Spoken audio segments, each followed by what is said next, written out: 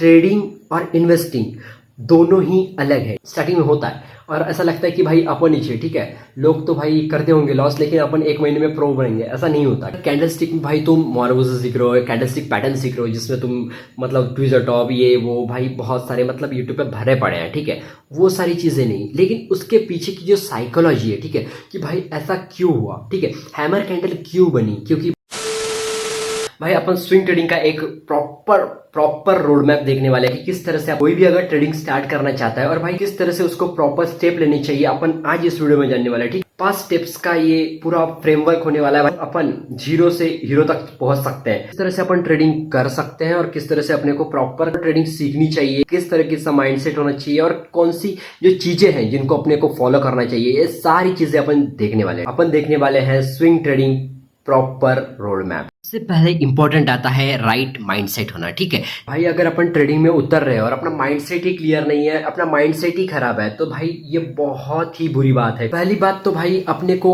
Overnight करोड़पति बनने वाला mindset छोड़ना होगा, ठीक है। वो माइंडसेट अपने में आ गया तो अपन गैम्बलिंग की तरफ भागेंगे, अपन जुआ करने लगेंगे और भाई 1 का 10 कैसे होता है, 1 का करोड़ कैसे बनेगा, यही सोचते सोचते भाई अपन और खोते जाएंगे और बहुत ही लंबा डेंट लगा देंगे। मतलब ये पूरा गेम डिसिप्लिन और पेशेंस का है। अभी शुरुआत करते हैं। तो सबसे पहले अपने को एक बात जाननी जरूरी है कि भाई ट्रेडिंग और इन्वेस्टिंग दोनों ही अलग है। ट्रेडिंग में क्या होता है, ट्रेडिंग में भाई अपन शॉर्ट टर्म के लिए सोचते हैं कि भाई किस तरह से अभी मैंने बाय कर लिया है, यहाँ पर इतना यहाँ तक लेवल है, यहाँ तक आ जाए तो मैं बुक कर लूंगा, इतना लॉस होते ही मैं कट कर दूंगा, ठीक। इन्वेस्टिंग में तुम प्रॉफिट लॉस नहीं देखते हो। इन्वेस्टिंग की जाती है भाई वेल्थ बिल्ड करने के लिए, ठीक। ट्रेडिंग से अपन पैसा कमा सकते हैं, ठीक है, लेकिन इन्वेस्टिंग से अपन वेल्थ बिल्ड कर सकते हैं। ये माइंडसेट की बात है। अगर अपनी ट्रेड कोई भी अगर अपने को लगता है कि अपना इससे ले गई, ठीक से मैं होल्ड कर लेता हूँ और वो घुस रहा है तुम्हें दिख रहा है, तुम एवरेज कर रहे हो और भी घुस रहा है और तुम ये सोच रहे हो कि ये ऊपर जाएगी, कभी ना कभी तो जाएगी, इससे उतर कर तुम इन्वेस्टिंग में जा रहे हो। तुमने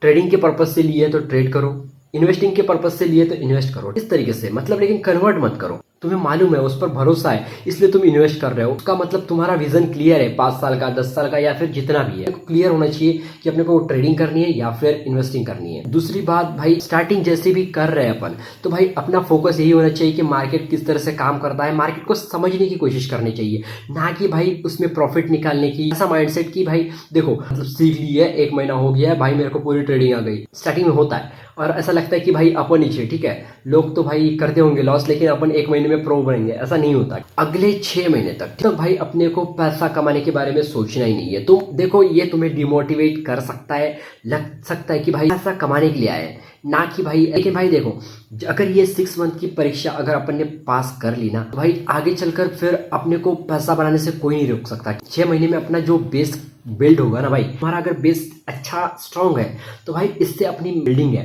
ठीक है, वो बहुत ज्यादा मजबूत होने वाली है। फ्रेमवर्क का अपना जो सबसे पहला पॉइंट है वो है भाई राइट माइंडसेट होना और राइट माइंडसेट से ही ट्रेडिंग में उतरना, ठीक। अभी बात करते हैं दूसरा पॉइंट, स्किल बिल्डिंग। बेसिकली भाई ये अपना लर्निंग फेज होने वाला है। माइंडसेट सही होना और फिर उसके बाद सही माइंडसेट से लर्निंग करना, ये इंपॉर्टेंट हो जाता है, ठीक है।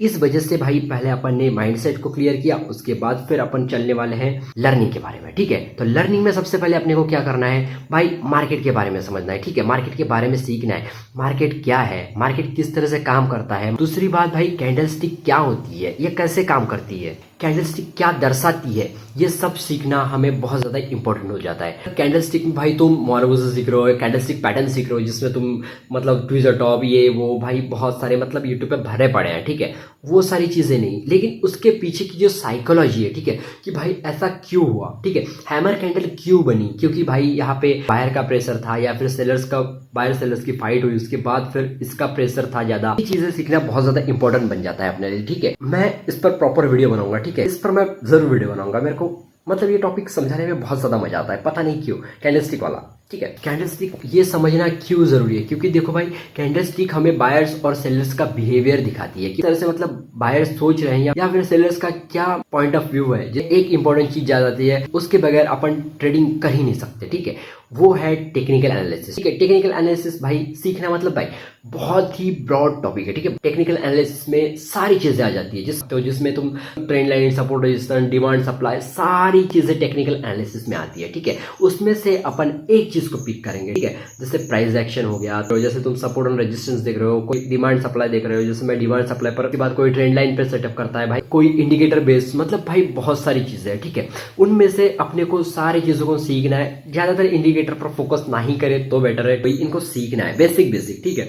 फिर उसमें से क्या करना है, अपने को फिक्स करना है कि अपन कौन सी चीज पर अच्छी तरीके से कर सकते हैं, या फिर ये चीज अपने को भा सकती है, ठीक। ब्रॉडली जैसे अपन देखेंगे, बहुत सारी चीजें सीखेंगे, तो उसमें से अपने को लगता है ना कि भाई इस पर मैं काम कर सकता हूँ, इस पर मैं काम कर सकता हूँ, या फिर इस पर मैं काम कर सकता हूँ। तो ऐसी चीजों को अपने को पहले पिक कर लेना है, ठीक। वो जैसे अपन बेसिक सीख लेते हैं, उसके बाद भाई अपने को एक को पिक करना है, उसके बाद उसी पर प्रॉपर प्रैक्टिस वगैरह, बैक टेस्ट वगैरह बहुत अच्छी तरीके से जो भी जितना भी एफर्ट्स लगाने हैं वो सारे एक ही सेटअप पर लगा देने का है, पहले सीखने में, उसके बाद फिर उसे प्रैक्टिस करने में टाइम देना है। और बेसिकली भाई ये बहुत ज्यादा इंपॉर्टेंट है। इससे पहले अपने को टेक्निकल एनालिसिस सीखना है। ये बहुत बड़ा ब्रॉड टॉपिक है, तो भाई इसमें क्या है, बहुत सारी चीज़ें हैं, ठीक है। बहुत सारी चीज़ें तुम यहाँ पे बहुत सारी चीज़ें सीख सकते हो, ठीक है।